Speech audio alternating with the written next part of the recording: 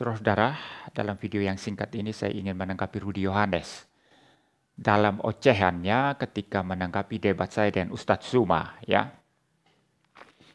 Dia mengatakan saya tidak tahu dirilah ya berdebat dengan Ustadz Zuma.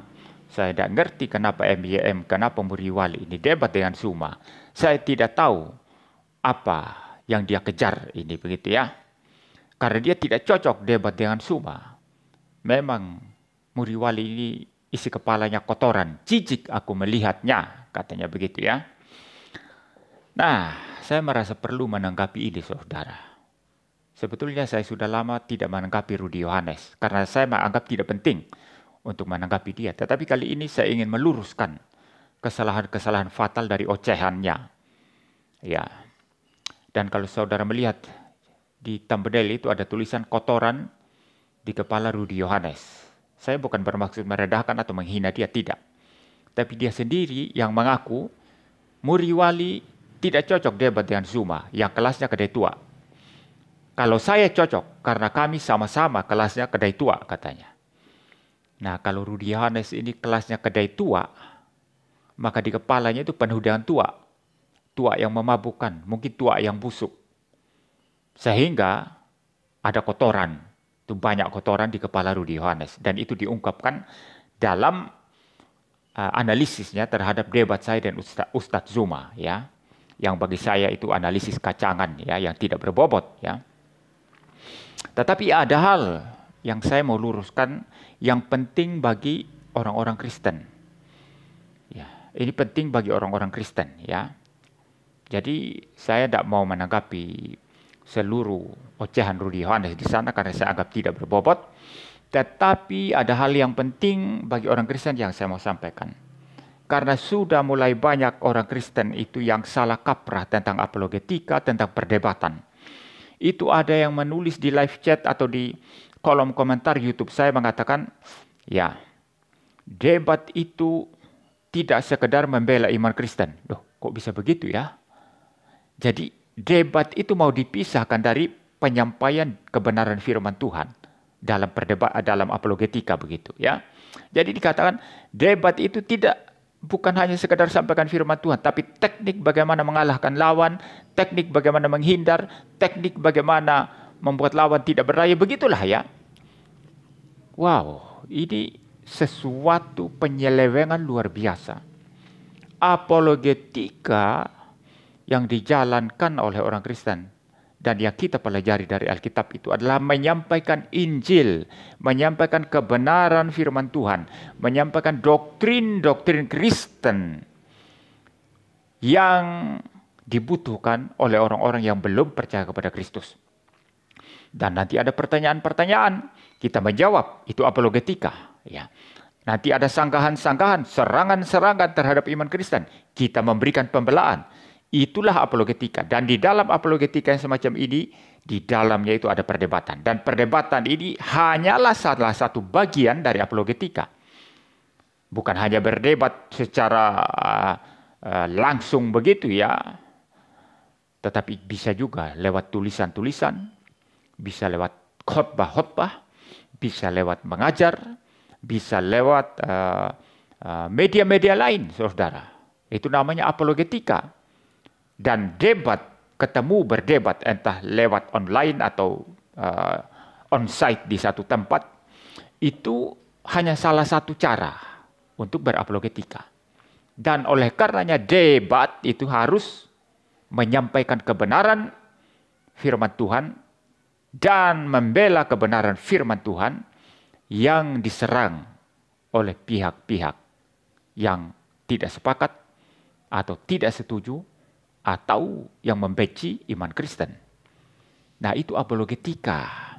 Jadi kalau dikatakan debat itu sesuatu yang tersendiri, tidak melulu hanya menyampaikan doktrin, tidak melulu hanya menyampaikan kebenaran, ini sudah kacau sekali, saudara. Maka kalau begitu, ada pembenaran bagi Rudi Yohanes yang taunya cuma debat, tapi arahnya tidak jelas. Banyak pemahaman Kristen Rudi Yohanes itu kacau. Misalnya, Yudas masuk surga. Ya.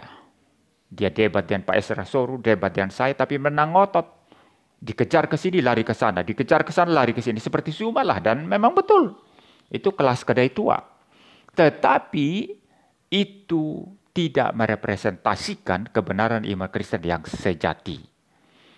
Maka ini sangat berbahaya kalau membiarkan orang-orang seperti Rudi Yohanes ini yang sekedar pintar ngoceh dan lari ke sana kemari saat berdebat, dan merekalah yang dianggap sebagai pembela iman Kristen di lini-lini debat. Ini sangat berbahaya. Karena banyak di antara mereka itu tidak merepresentasikan iman Kristen yang benar. Banyak yang kacau ajarannya, dan ini saya lawan. Ini saya lawan. Maka ketika saya debat dengan Islam, orang-orang yang sudah saya kritik keras ini sebagai bidat misalnya Wanes, ya, kalau Rudi Yohanes saya tidak katakan Wanes, ya. Rudi Yohanes bukan Wanes, ya. Tapi ada banyak bidat Wanes itu yang saya kritik, mereka tentu tidak akan membela saya di hadapan orang Islam. Dan bagi saya itu no problem, itu sesuatu yang lumrah, karena saya serang mereka adalah musuh saya.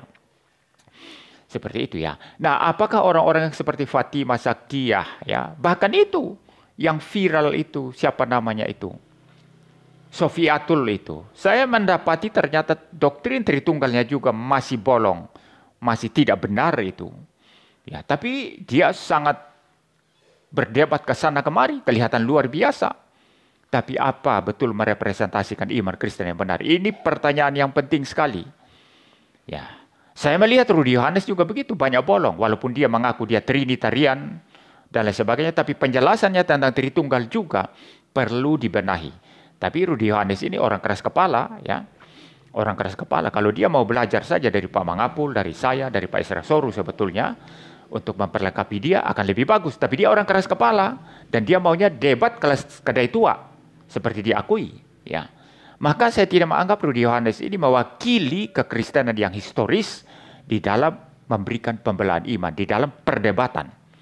Maka bolehkah orang-orang seperti Rudi Yohanes ini, walaupun ngaku Trinitarian dan lain sebagainya, ya, dibiarkan mereka berdebat seolah-olah mereka lah yang mewakili kekristenan? No. Orang seperti saya tetap harus turun dalam perdebatan. Orang seperti Pak Esra Soru, Pak Deki, dan yang lainnya tetap harus turun dalam perdebatan dengan orang Islam, karena kami sungguh-sungguh belajar dan bertanggung jawab dalam setiap pengajaran dan pembelaan iman yang kami lakukan. Maka Rudi Yohanes bilang, "Gak usah Muri Wali, kamu tidak perlu atur saya, Rudi Yohanes. Ya, saya tidak anggap mewakili iman Kristen. Saya tetap penting untuk turun dalam berdebat. Dan metode saya bukan seperti metode kamu, metode kedai tua. Metode saya adalah metode presuposisi, dan engkau tidak paham itu. Sehingga saya membabat Zuma dalam debat kemarin, engkau tidak paham apa-apa. Karena kamu kelasnya kedai tua." Heran juga, ya. Kalau kelasmu kelas kedai tua, kamu bisa menilai saya yang kau sendiri anggap saya kelas tinggi, kelas akademik. Kau singgung-singgung saya calon doktor, ya. Bahkan kau ibaratkan saya itu seperti Albert Einstein yang turun debat di kedai tua. Kalau kamu itu kelasnya kedai tua, bagaimana mampu kamu menilai saya yang kelasnya tinggi? Orang level rendah menilai yang tinggi, konyol, ya, konyol seperti itu. Itu konyol. Ya, jadi ini ocehan-ocehan Rudi Yohanes yang saya kira perlu saya tanggapi, ya. Dan yang paling penting itu tadi, ya. Saya tidak akan membiarkan orang-orang seperti Rudi Yohanes, walaupun dia bukan bidat Wanes, ya. Sebetulnya Rudi Yohanes ini dalam banyak hal, ya. Dia Trinitarian, dia sepertinya konservatif, ya, mewakili kekristenan historis, tetapi banyak bolong-bolongnya itu. Ditambah dengan ajaran-ajaran yang sebetulnya memang bukan prinsip sekali, ya, tetapi itu cukup berbahaya, seperti Yudas masuk surga dan lain sebagainya. Sehingga saya sendiri tidak menganggap dia mewakili kekristenan yang sejati. Jadi Rudi Yohanes, silakan saja engkau lanjutkan debat kedai tuamu, ya, debat lari sana lari sini, debat konyol semacam itu, ya silakan, tidak apa-apa. Ya mungkin juga ada manfaatnya untuk mengganggu Suma, mengganggu Nandar, mengganggu Rifa, mengganggu orang-orang Islam ini yang terus menyerang Kristen, ya. Ya mungkin di situ manfaatnya. Tetapi engkau tidak mewakili kekristenan yang historis ketika engkau berdiri berdebat. Karena banyak yang bolong itu pemahamanmu. Dan saya merasa tetap penting untuk saya turun berdebat. Paulus tidak pilih-pilih musuh ya. Ini kelas tinggi, ini kelas rendah, lalu dia tidak berbicara dengan mereka. Oh no. Paulus berbicara, berdebat dengan siapa saja. Orang-orang di pasar, dia berdebat. Ya, dan orang-orang Athena, ya, dan filsuf dia berdebat. Ya, Apollos sama, dan orang-orang Yahudi di mana saja dia berdebat. Dia tidak pilih-pilih. Ini kelas tinggi saya berdebat, ini kelas rendah.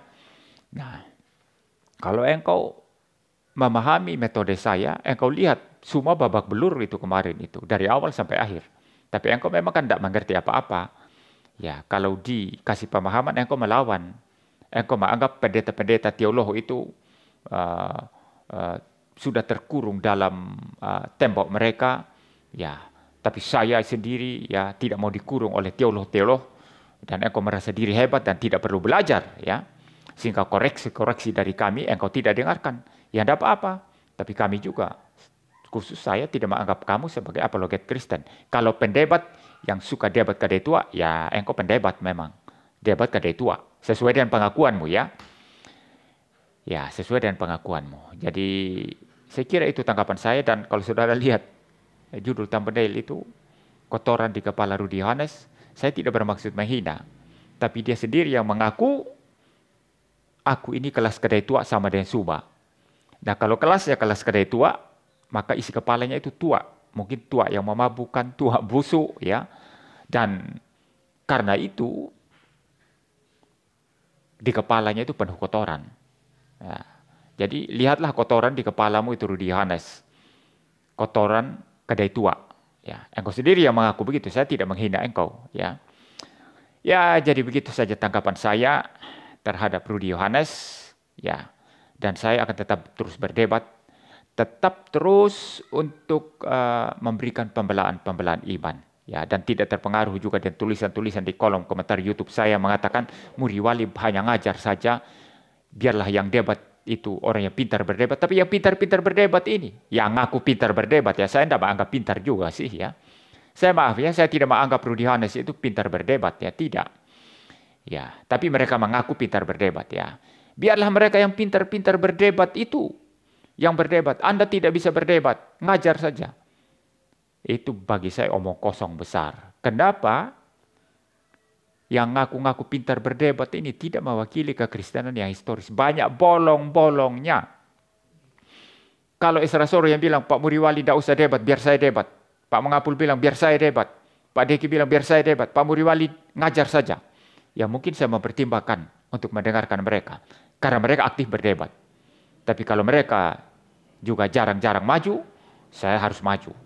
Ya gantian kan, mereka maju, saya diam, ketika mereka diam, saya maju. Itu lebih bagus. Ya.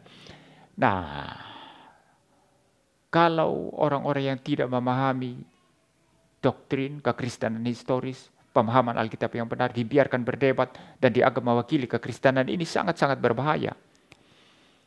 Ya, jadi Rudi Yohanes tidak usah dikte saya. Ya. Saya akan tetap berdebat dengan cara saya sendiri. Bukan dengan cara kedai tua seperti kamu. Ya. Ya. Jadi saya akan tetap berdebat ya. Dan terakhir sekali begini, Rudi Yohanes juga singgung. Lihat orang Islam membuli. Memang mereka kan kerjaannya seperti itu. Kau kira kau tidak dibuli? Kamu juga dibuli, coba lihat itu. Cuma lebih viral saya. Ya, orang Islam itu membicarakan Muri Wali kalah debat dari Zuma dan lain-lain itu lebih viral. Kenapa? Signifikansi saya jauh lebih besar dari kamu, Rudi Yohanes. Kalau kamu kan orang sudah bosan. Ada yang bully kamu itu.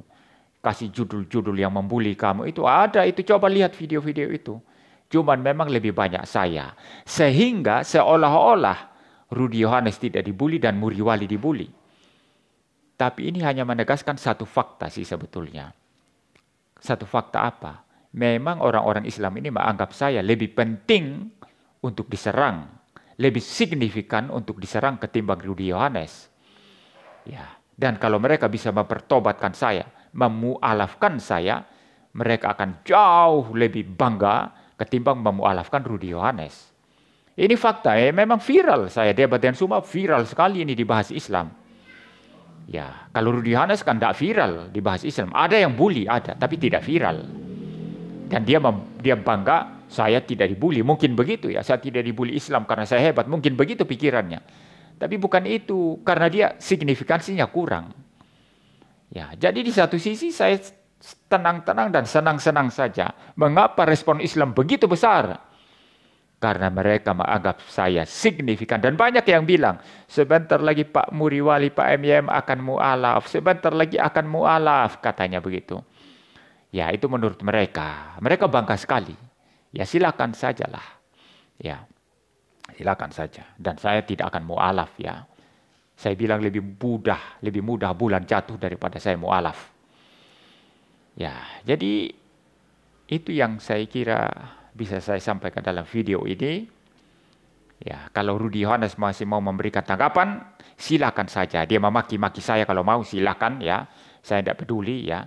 Kalau saya ada waktu saya kasih tanggapan. Kalau tidak, saya abaikan saja ya. Dan saya merasa tidak penting ya untuk mati-matian berdebat, berpolemik dengan Rudy Yohanes ini. Silakan saja. Dia mau maki-maki saya, dia bilang saya kotoran atau apa, silakan ya. Ya, saya kira itu yang bisa saya sampaikan dalam video ini. Semoga saya bisa memberikan pencerahan bahwa debat itu, bahwa apologetika itu bukan debat kedai tua, tapi membela kebenaran iman Kristen, memberikan jawaban-jawaban terhadap pertanyaan-pertanyaan, memberikan sanggahan-sanggahan berdasarkan Alkitab terhadap serangan-serangan terhadap iman Kristen, dan itu yang saya lakukan. Yang Rudy Yohanes anggap itu kotoran, ya menurut dia, ya. Terima kasih saudara sudah mendengarkan video ini. Amin.